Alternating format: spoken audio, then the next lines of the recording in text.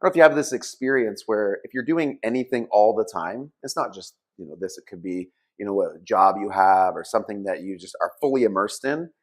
No matter what you see, you always see it the same way. Like you see things that pertain to, your immersion through your eyes, and every story just gets framed around that. And so I thought I'd start today with a story because I think this story fits.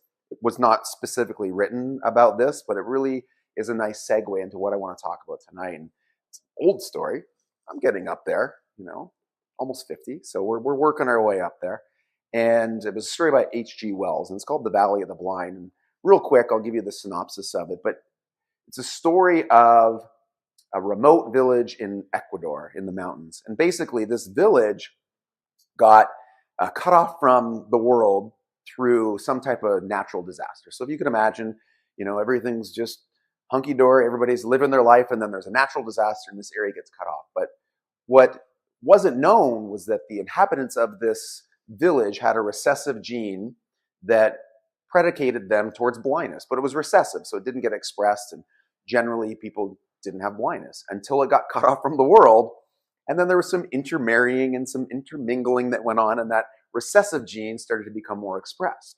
And so what happened is people started to become blind on birth, and generation after generation after generation, not only were they blind, but it got to the point where they had no eyes. And not only did they get to the point where they had no eyes, but the places where your eyes sit were not there. So if you can imagine this and start to think, like, imagine if you'd smooth,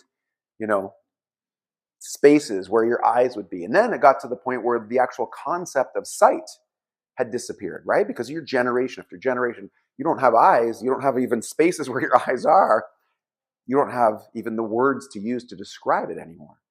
So now we've got this context, and at the same time, many, many generations later, there was an expedition, so a mountaineering expedition, people traveling through the mountains, and it was led by a man named Bogota.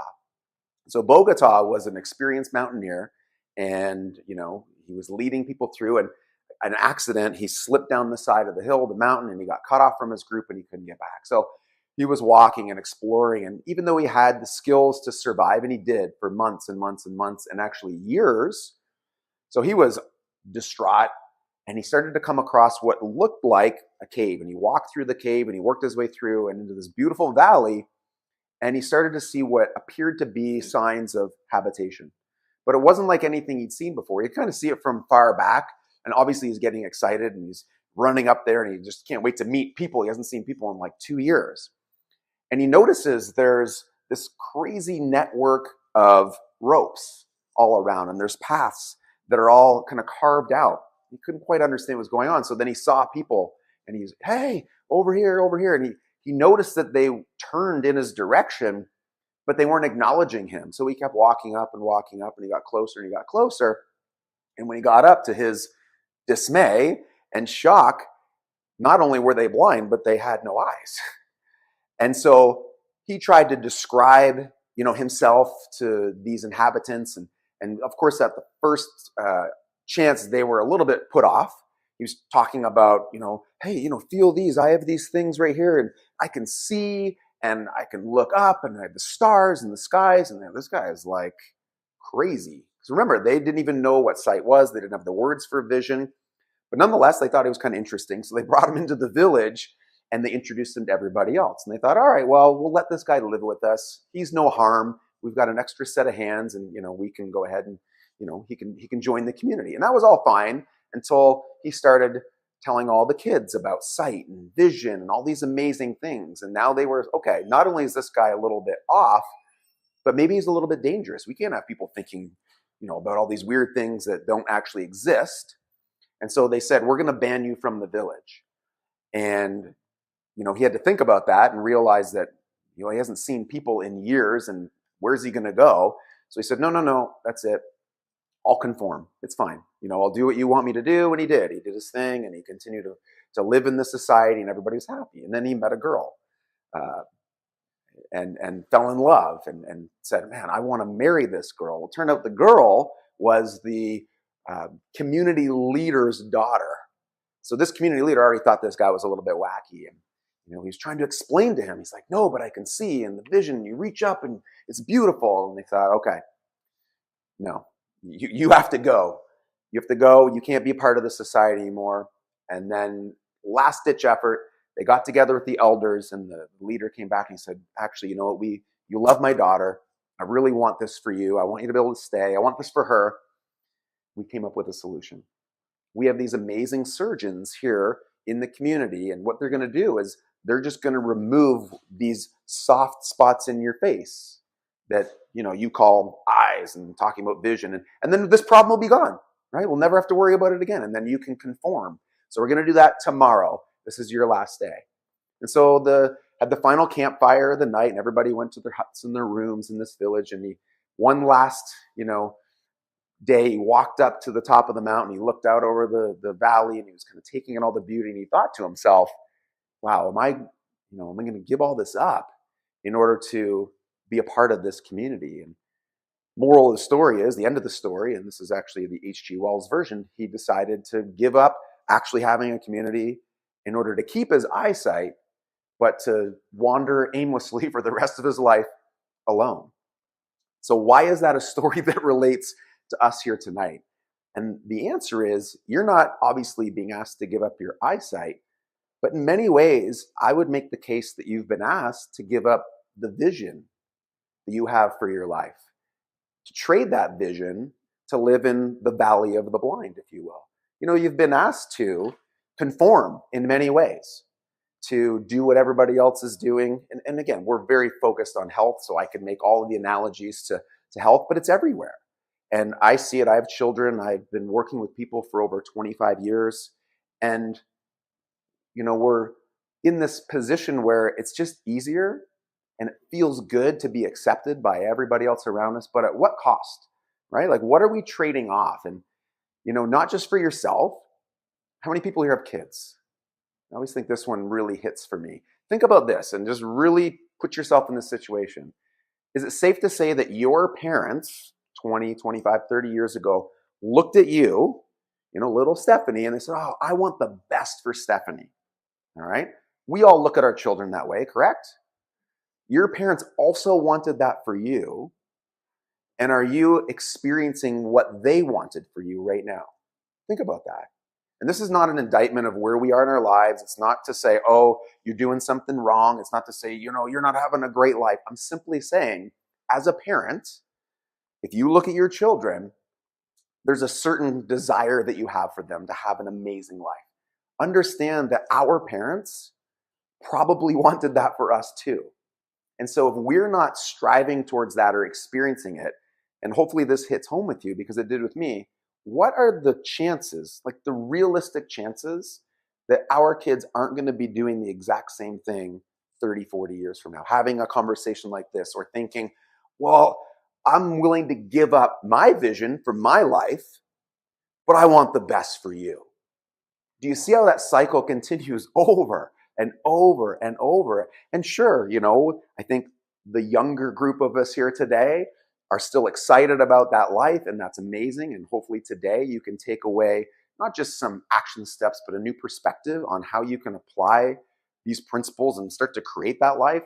But I know as we get older, we start to become more cynical, and we start to say, oh, well, my opportunity is gone. Let's really focus on the kids. But what I want you to think about is, there's a relatively good chance that your kids are going to be doing the same thing that you're doing right now. And the only way that changes is if you go ahead and change what it's like for you today.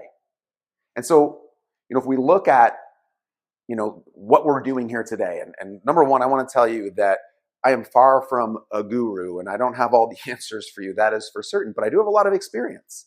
I've lived a life. I've had lots of success. I've had lots of failures. I have children. I've been married. I've been divorced. I've had businesses fail. I've had businesses succeed. So just know that what I'm sharing with you today is based on principles and guidelines. And yes, we've been able to take those and put them into a really digestible approach to crafting something that you want for your life.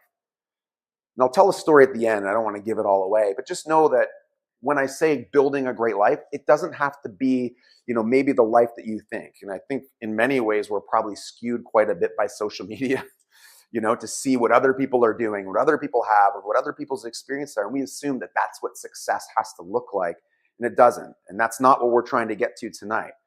And so start to ask yourself, why? Like, why are we not, accomplishing this? Why have we given that dream up? I think there's a longer answer to this. I think the easy answer is just distraction, right? If we were to really pare it down into kind of a simple way to think about, all right, why am I not living the life I want?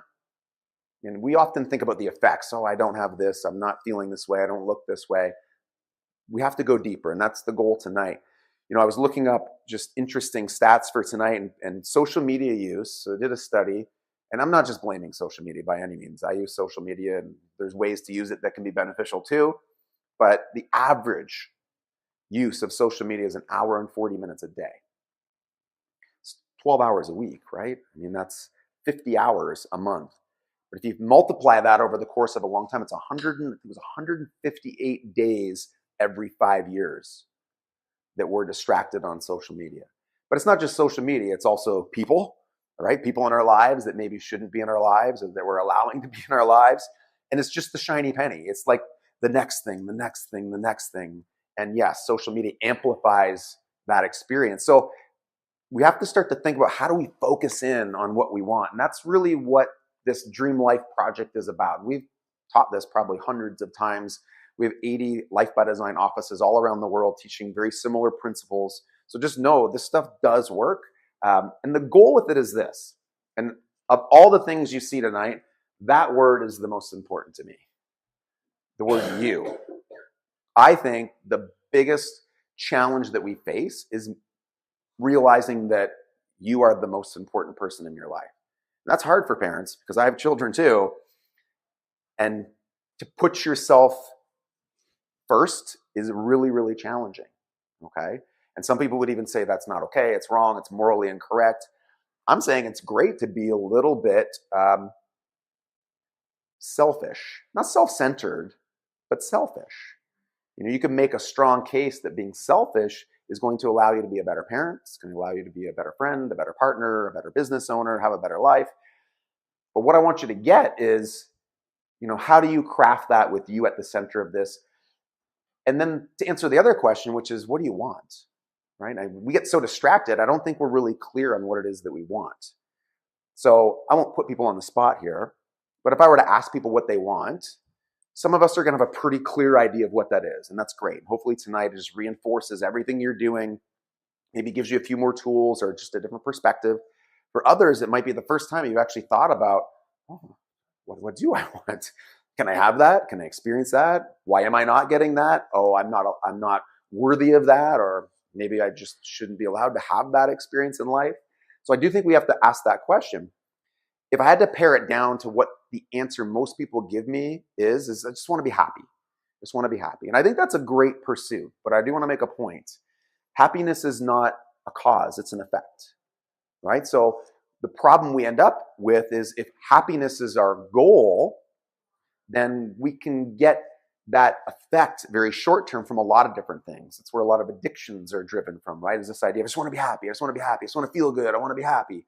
So I think happiness is a wonderful outcome, but let's be clear, it's an outcome, it's not a cause, it's an effect. And so first off, we just ask ourselves, this is tongue in cheek, but it actually is pretty realistic here. Are you happy? No. Do you want to be happy? Yes. Change something.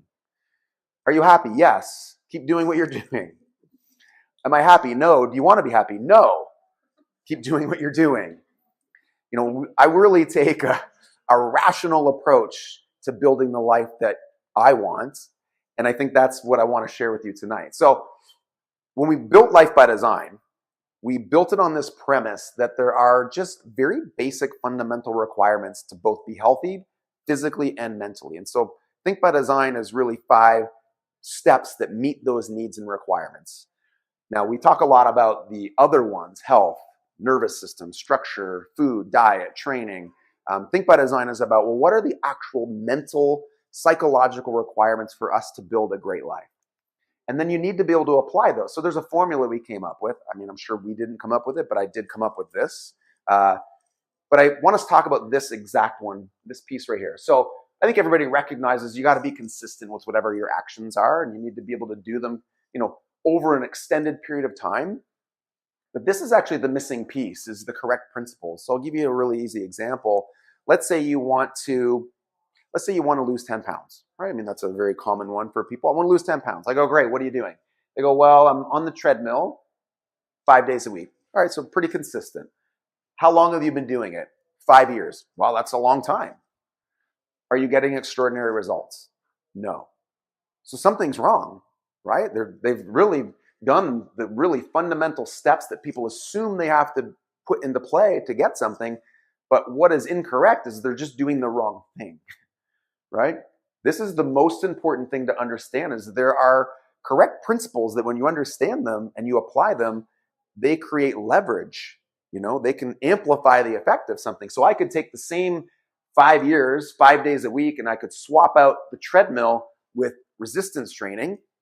And I guarantee you, you will get amazing results.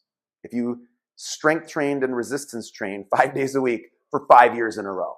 Why? Because it's a correct principle as it applies to building muscle. And you can take that same principle, same concept, and apply it to diet, right? Well, what are you doing? Well, I'm eating bread every day for 5 straight years. Are you getting great results? No. Why? Well, it's not your consistency.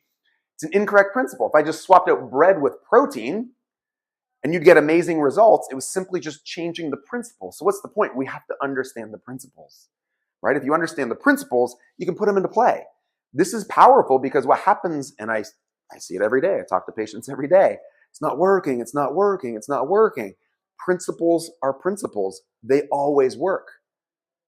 Always. Now, do we understand all the principles of everything in life? No. But the closer you can align yourself to what we know and put those into play, the more extraordinary the results are going to be. The other part of this formula is, if you're doing all these things and you've got that right, you should see signs of this. So if in your life, and we're going to use this in a second as one of the assignments, if in your life you're not seeing this or a trending towards that in any of the areas of your life, it's safe to say, if you're honest about this, I'm consistent, I've been doing it for enough time, like a week is not enough time, okay? If you've been doing things consistently for enough time and your results are not trending in the right direction, look here, right? Don't just scrap everything. Ask yourself this. And that's going to be one of our first steps. And that's, what do we believe? So I can tell you, all the action steps today, and I will. I'll share with you what I think is a great plan, a great set of, a great strategy to put into play. But you have to do this first. And I promised Ashley I would double my cup because I want to do this demonstration, but somebody already got in trouble for having shoes on, I think. So I don't want to spill water here on the floor, but I'm going to use that as an example. But my point is, one of the first questions is asking yourself, what do I believe? Like, what is my philosophy? And I'm not saying we need to, smoke cigars and have a discussion with, patches on our elbows and stuff philosophically, but we all have a philosophy. Like, we all have a certain way we approach life, certain things we think about, and a perspective on life. Sometimes the beliefs that we have end up clouding our action steps. And I'll give you some really clear examples. But before I can give you action steps, it's helpful if we change or at least address some potential beliefs. And, I always like this analogy. Ashley, don't see that. If your cup is full and then you come into the office today and I start talking to you about, changing your beliefs and we're going to do this and we're going to add this exercise, what ends up happening is your cup just keeps going, right? Because your cup is already full. Like, you already have a way that you look at the world. You already have things that you believe. The challenge is some of the things that you believe right now, I'll be honest, they're not true. And I'll go back in my life real briefly. 2021, I was getting divorced. And I married my high school sweetheart. This is going to be amazing, 10 years together. We were both away at school. We were both becoming corrective chiropractors. Like, it was just going to be the perfect life. And turned out that I was pretty oblivious to a lot of things that were happening in my life, thinking, everything was perfect and amazing. Long story short, I had to start this journey of asking myself, like, okay, maybe I'm missing something. Maybe there's some stuff in my life that actually isn't true. And so I had to start questioning a lot of my beliefs. Turned out that a lot of the things I believed about everything were incorrect. And so because I was aligning my life and my actions with what I actually thought was true, but wasn't true, I was not getting extraordinary results, specifically in my relationship. Okay? And so we start asking ourselves these questions, and then we ask ourselves, is it actually true? So I'll give you a great example. If I climb up on this roof and I get ready to jump off the roof, and I say to myself, I don't believe in gravity as I'm jumping. Okay? Does it matter if I believe in gravity or not? Or is gravity still going to affect me identically to the way it would affect Julie? It doesn't matter. My point is, and this can be kind of shocking to us, it doesn't actually matter what you believe in that sense. A principle is a principle. If something is true, it is true. All right? Now, I'm not saying I know everything, and there's definitely gray areas in life, but it'd be nice to understand things as closely aligned to reality as we can possibly get. You've heard me say or seen me write in one of my 1,000 emails that I send you, reality exists. Like, we have to be aware that things are what they are.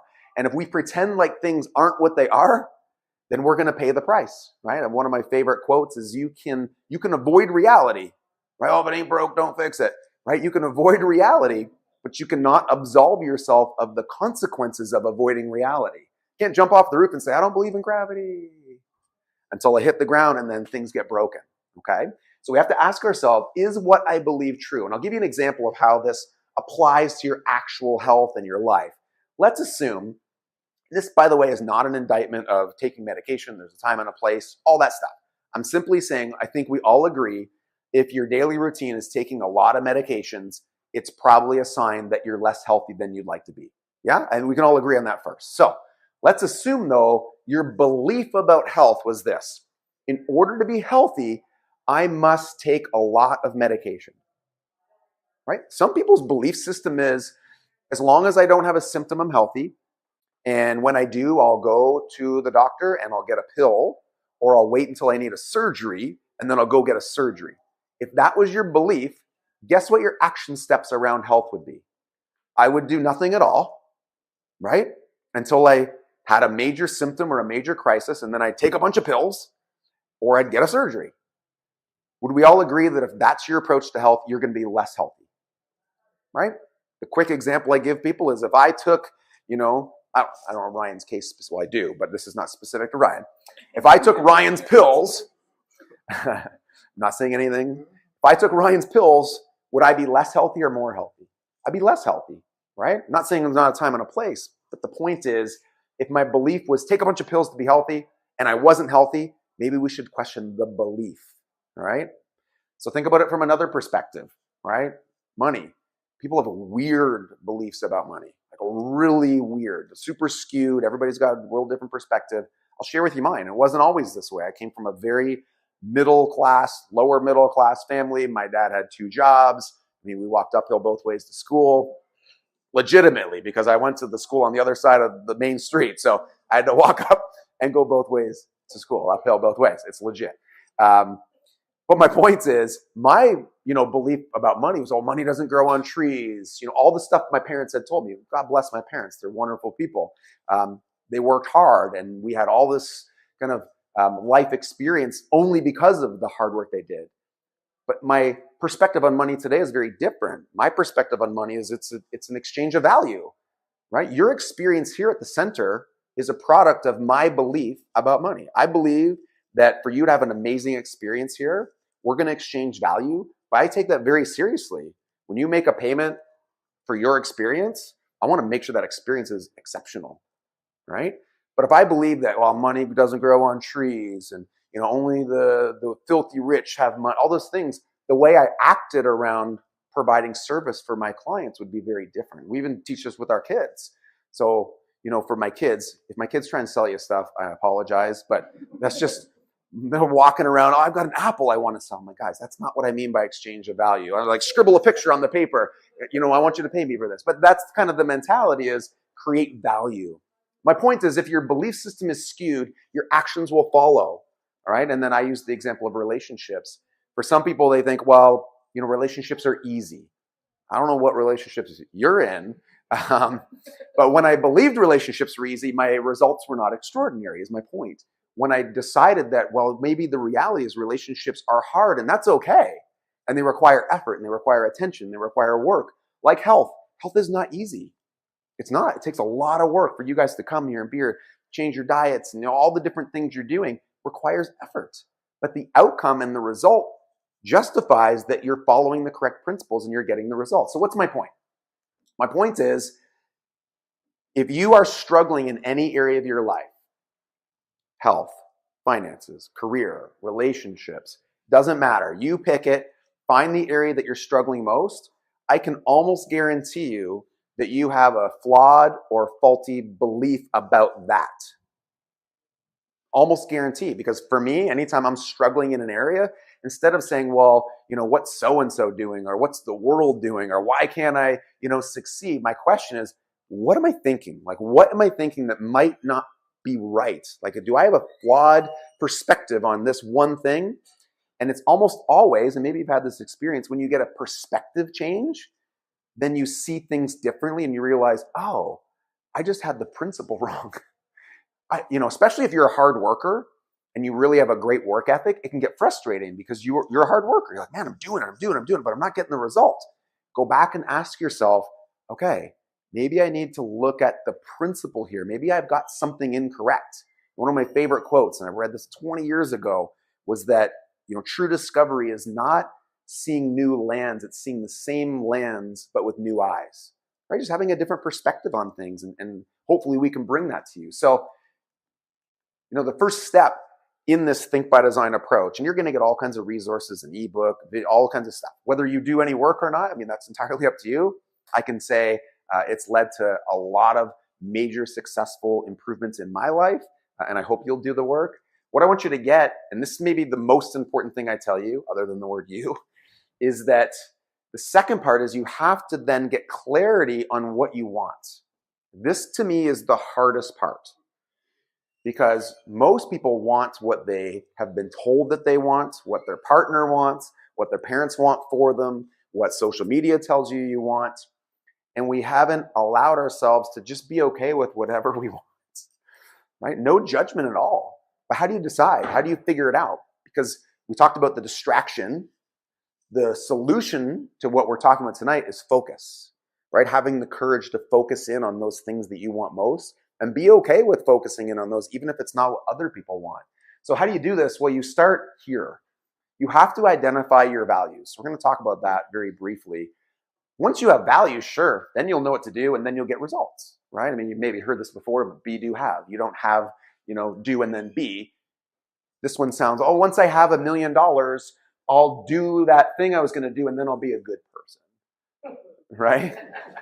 Once I lose 10 pounds, then I'll start working out, right? We have this story we're telling ourselves where we're like pleading with the universe to just give us the result first, and then we'll go and we'll do the work and we'll be the person that it takes.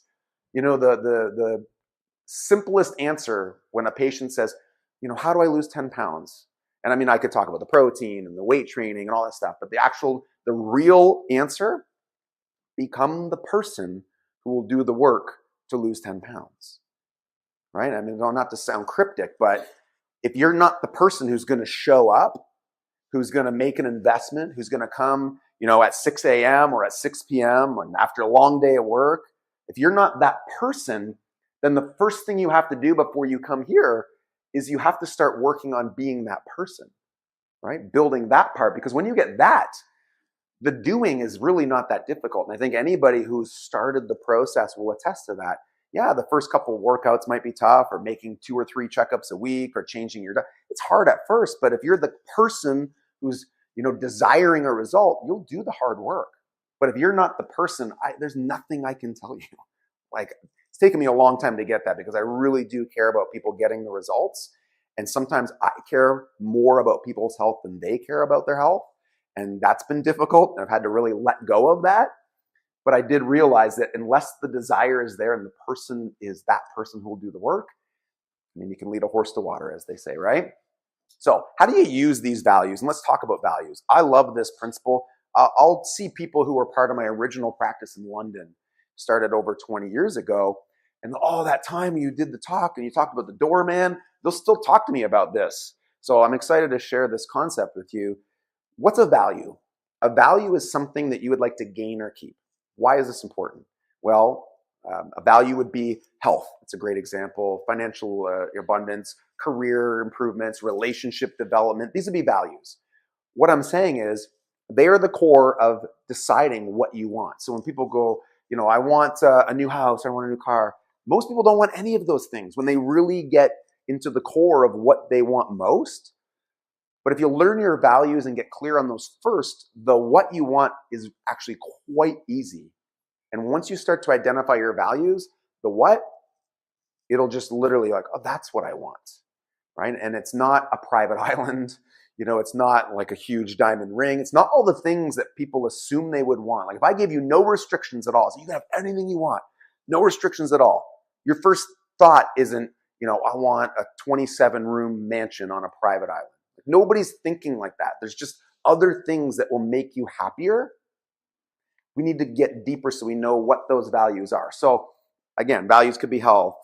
You can just Google values list and you'll get a whole bunch of things. And my advice is, and I write this in the ebook, just start to pare those down to the 4 or 5 or 6 things that are really most important to you. I think I have mine here. We'll come back to that. My life. My life is the most important thing to me, right? Call me selfish. That's okay. My kids are extremely important and they're the highest value other than myself.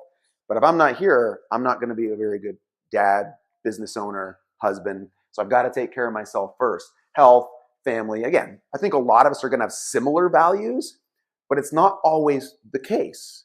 You might have a partnership where husband, wife, or partners have different values. That's okay, right? You can support each other's values because your partner might be a value for you, but you don't have to have identical values. My wife likes to dance. I hate to dance. That doesn't mean I'll never dance because I love my wife and I value her, right? My wife doesn't like to golf. I love to golf. She'll come golfing sometimes. Get what I mean? Okay, so again, to go back to this, how does that work?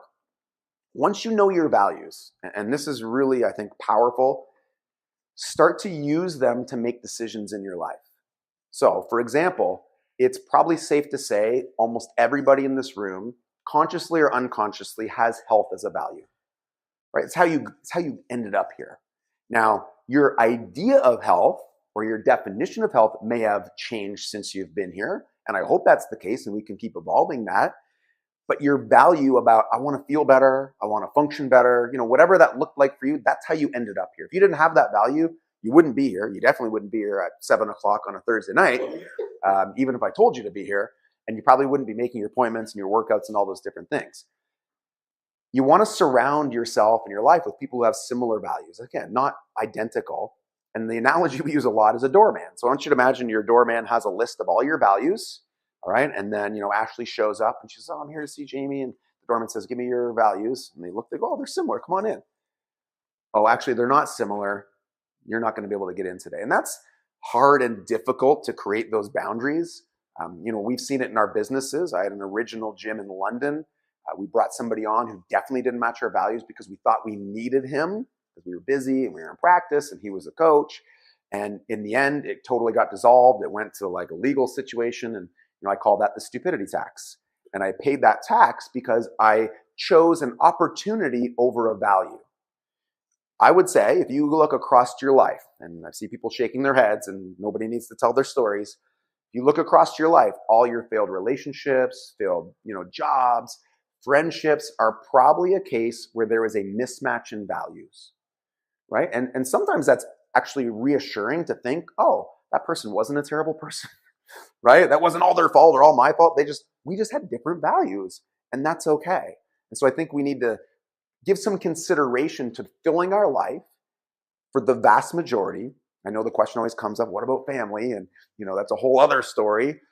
But again, filling your life with people who have very similar values to you and being more conscious of how people in your life are allowed in or out and what those boundaries can look like. Now, what do we do with our values? So let's say your values are health. And this is when we want to get into the nitty gritty. Let's say our values are health. You need to then apply that value somehow. One of my favorite statements, and one of my favorite authors actually, she's a an author, Ayn Rand. I don't know if anybody's heard of Ayn Rand, but she wrote a book called Atlas Shrugged, probably the most pivotal book. I think Jean-Marc read it, and it's just changed my life in many ways. It's about this thick, so whether you want to read that or not, or listen to the audiobook, I'll give you the Coles notes. Essentially, her statement was that happiness is the emotional reward for pursuing your values. I love that. Think about that. I already said happiness was an effect, right? I think having happiness as a goal in life is wonderful, but it's going to be an outcome. It's not going to be a cause, right? So if we want to feel happiness and have the emotions of happiness, which who doesn't want to feel happy? The way that occurs is by going deeper and saying, all right, how do I cause happiness? Well, I pursue the things I value most. And the things I don't value, I don't spend time and energy on those, right? I mean, we'll use a health example. If I have type 2 diabetes, I want to solve that problem. I don't just take a bunch of medication. I got to get to the core of that, and I got to move. I have to build muscle. I have to change my diet.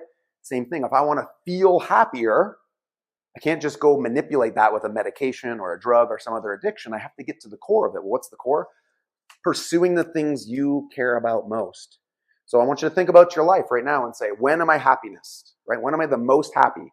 I bet you, get a kind of time and experience in your head, that connects almost identically with the thing that you care about. Right? Maybe it's time with your kids, maybe it's working out, maybe it's playing golf, maybe it's whatever. It doesn't really matter. What matters is that when you feel happiness, you are pursuing a value. Now, wouldn't it be nice if we can consciously figure out what those are? So we're not just living our life and then every now and then we're like, oh, I feel really happy right now, right? How do we reverse engineer that experience? Now, one of the tools that can be really helpful is you can also think about when you feel the least happy. So you can use what's called an anti-value. So for me, if I'm doing paperwork, I'm constantly like, oh, I just despise doing the paperwork part of things, right? The administration. And I know that is not a value for me. But if I give that same paperwork to Ashley, she has the biggest smile on her face that you could ever imagine because she values that, right? And so we have those experiences. What we want to do is make our understanding of our values more conscious so we can spend more time on those and by default feel happier. Now, the other thing you'll do with values are you will build your vision. See, when I say, what do you want for your life? It gets tough because you're like, I don't know, I want this. And, maybe I want a trip or a vacation, but you've got to get behind it and say, well, why do I want those things? So when you know your values, you'll start to then have an easier time building this. You see, for me, our vision to build life by design came from my values for freedom, my values for health, my values for helping other people. And so I was able to, craft this vision that I've been working on, honestly, I had my practice started in 2003. So I've been in practice, well over 20 years, which is like mind blowing to think, and lots of ups and downs and challenges, just like all of you in your life. And, in terms of a vision, it's a direct descendant of my values. And if you start to figure those out first, honestly, everything from this point forward is so easy.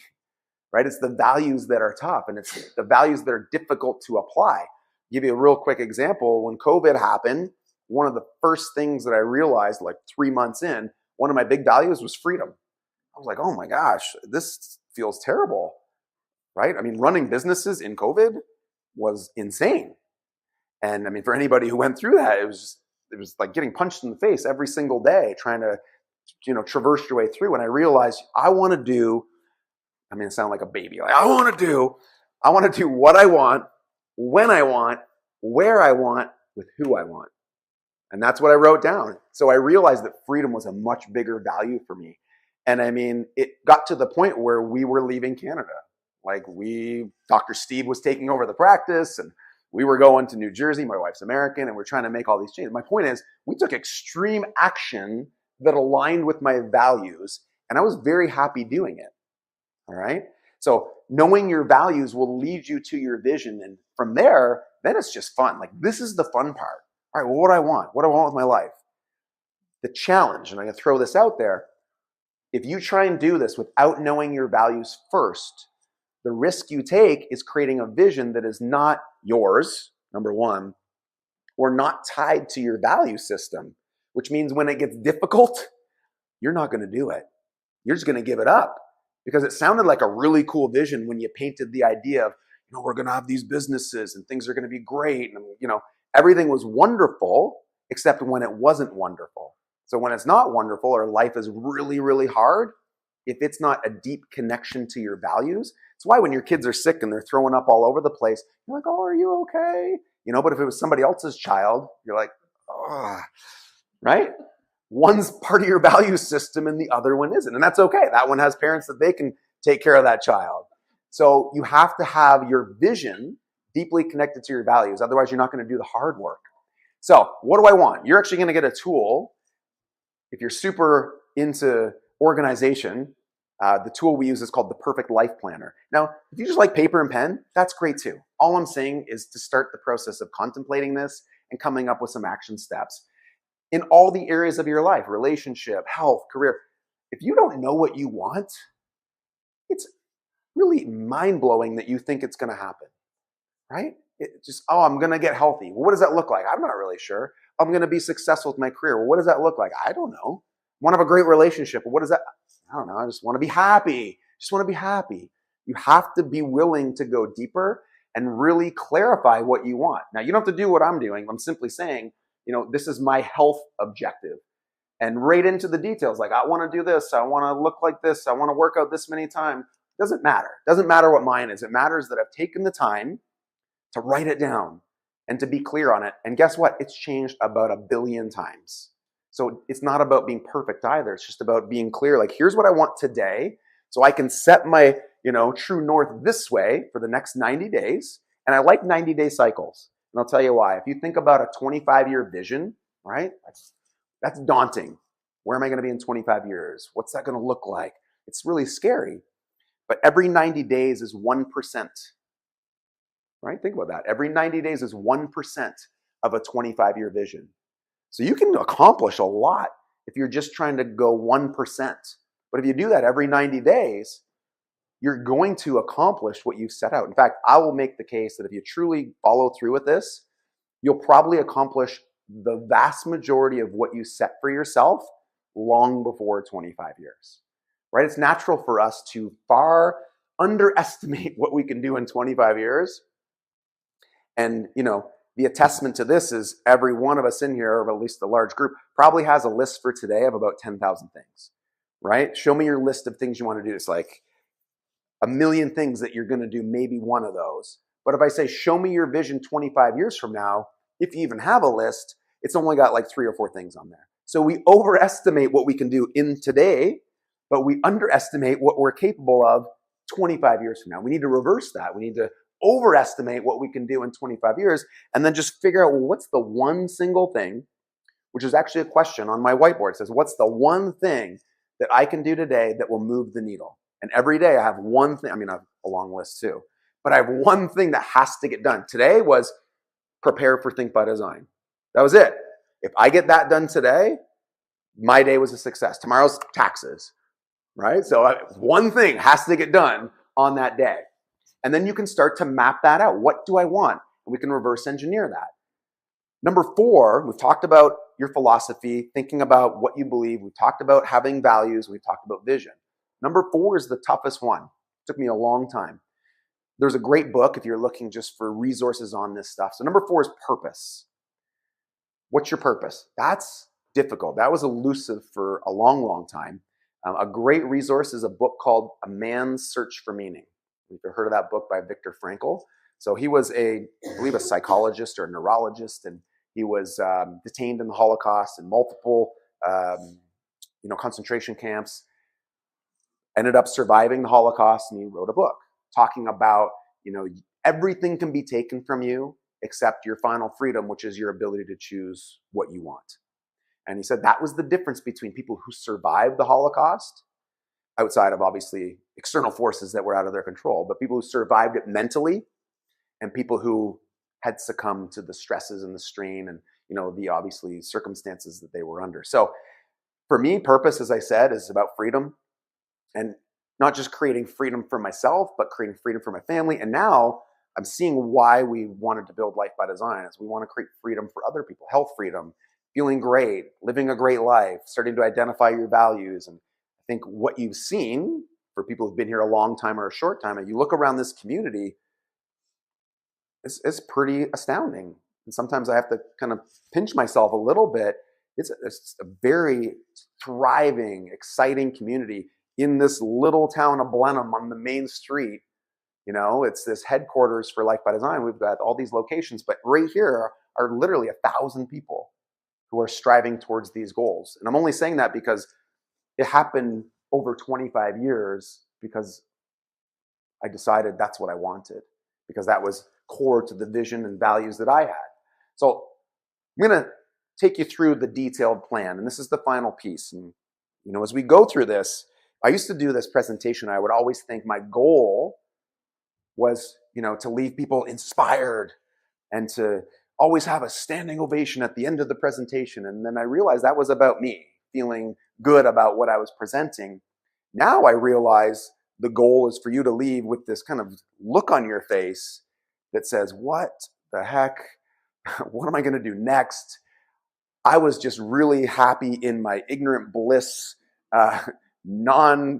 conforming. No, my goal is for people to really have to think about these things and to start doing the work, as we like to call it. So here's a plan that I think can work for you. I like to call it the Dream Life Project. So here's what I think the steps are. Once we've done the work of identifying our main values, now you can probably see that this is probably more of a full day workshop, but I'm just giving you the basics, and then you're gonna have to go do some of this work. Step one is identifying those values, starting to clear out some of the belief systems, and then start to paint the picture of what it is you want. Once you've got that, then you have to reverse engineer this and just ask simple questions like, well, what do I need to accomplish in the next 90 days? Just 90 days from now. And not goals-wise, not I need to lose 10 pounds, right? That's not what we're saying. The question is, what behaviors do I need to implement? What habits do I need to create right now? Now, for some of you, it might be I need to find an expert who knows how to do X. Good, go find the expert, learn, then the next 90 days you can do the action steps, right? It's very baby step and incremental, but make sure it's connected to the outcome you're trying to work towards. Once you have that, then you've got to get into the nitty gritty, like the real, tangible, here's what you're going to do. I think one of the big first things, and hopefully I don't scare you guys, create a schedule. For some people, that's terrifying. Right? They're like, what? A schedule? I don't want to have a schedule. I like the freedom. Knowing what you're doing and why, I'm not saying every moment of every day down to the second, simply saying knowing what you're doing and why, and that it's tied to the things you care about is extremely freeing. All right. We talked about the distractions, an hour and 40 minutes on social media a day. Maybe you could put 30 minutes into your schedule. Social media scrolling. That's okay. I'm not saying don't do things like that. I'm not saying don't play video games. I'm not saying don't play sport. Just have an idea of where those things go in your schedule.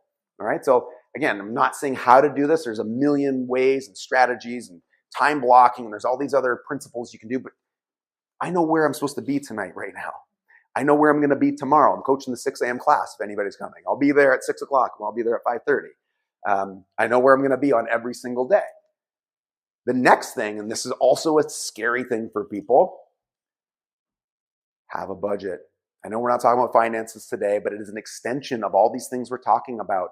Talk about this with all of our businesses. Know your numbers, right? Run your life like it's a business. Know your numbers, right? The reality is things cost money. So know your numbers. Decide, though, how those resources that you have, right? Money's an exchange of value. How do those resources get applied? And are they being applied to the things that I value the most so I can get the results I want that are going to drive me forward to the goals that I have so I'm going to feel the happiest? It's probably shocking for most people, probably me included, for how much waste there is day to day without paying attention. One of my mentors had always said, if you pay attention to your pennies, the dollars will take care of themselves. Now, I'm not saying I'm looking at every penny, but I am saying I know my numbers. Know your numbers. Have a budget, right? Build into that budget allocations towards things that you care about, things towards, things you value, whether it's fitness or travel or friends. Just have some kind of structure around that. And then you need to have some type of planning, auditing, ritual or rhythms in your life, right? What are some basic ones? Who looks at their list of things to do every night or in the morning? Right? You have a general idea. Like I look at my stuff, I'm like, here's what I'm going to do today. Okay?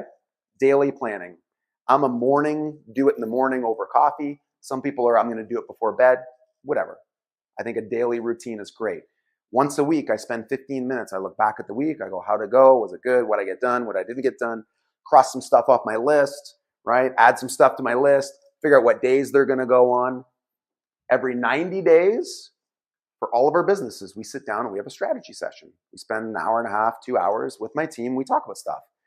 We also, and this was powerful for personally, my wife and I started doing this. We get a babysitter, we get somebody to watch the kids, we go for lunch, we bring our notebooks and we talk about what are we doing in these next 90 days, right? What do we have on the schedule? What are our goals? How do our finances look? Are we taking any trips? Can we afford to take those trips, right? What do we do with the kids?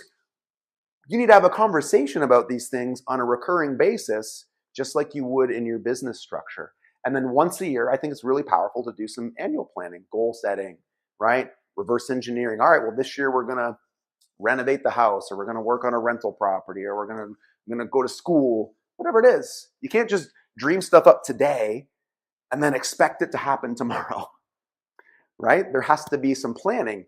And, the part that I think is important with this, everything you do that takes you away from the things that you care about most, those values,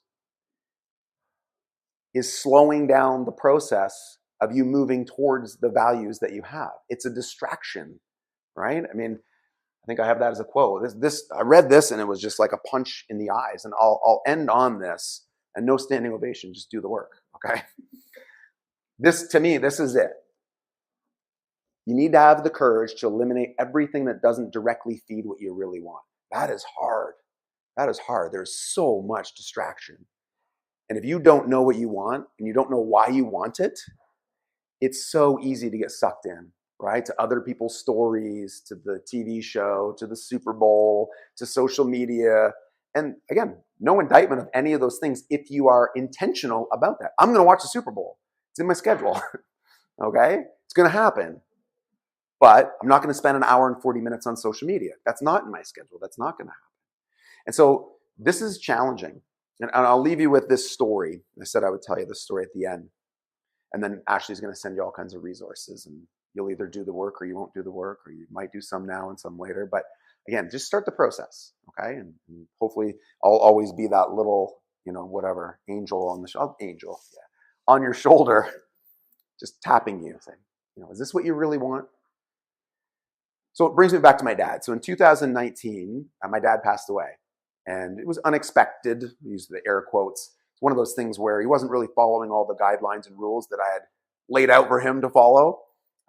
He did well to a degree, but maybe not desiring or having a value system that matched mine. Nonetheless, he left way too early. He was 69 or 70. But I saw him that day. So he came into the office. He was actually coming from playing hockey. And then he was going to a funeral. And he was going to do something that really matched his values. This is why I was thinking of this story today. He was going over to the Legion, and he was doing a mini presentation. They wanted to charge money to the Blenheim Blades to use their kitchen for a fundraiser. My dad just didn't think that was right. It just morally didn't sit well with him. And my dad was not a speaker. Very few words would ever come out of his mouth. So the fact that he would do that was aligned with his values. Now, unfortunately, he was probably stressed to the gills. And in the middle of his presentation, he had a heart attack. And that was that. And so, I get it. Things happen. But when I look back at my dad's life, and this is what I want you to get, he was the most content person that I've ever known. But he didn't have a bank account. He didn't have a cell phone, right? If my mom would have said, hey, the kids are on FaceTime, I don't even know what you're talking about. He drove a truck with a hole in the floor. We had like pizza boxes legitimately on the floor in his truck, still doing concrete, still doing, work. But my point is, he was more than happy to hang out at Charlie's, to play with his grandkids, to play golf 5 days a week, to skate 3 times a week in the wintertime.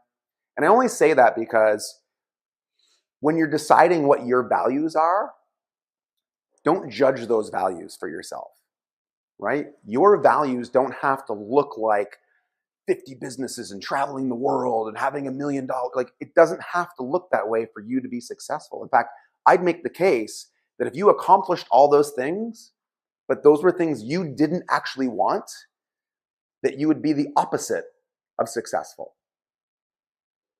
And in my dad's case, he was the most content, happiest person, had no desire to do anything other than what he was doing. He was doing what I said. He was doing what he wanted, where he wanted, when he wanted, with who he wanted. Okay? So be relentless in your pursuit. I believe that pursuing your values in order to feel the emotional reward of happiness is a worthy journey for you.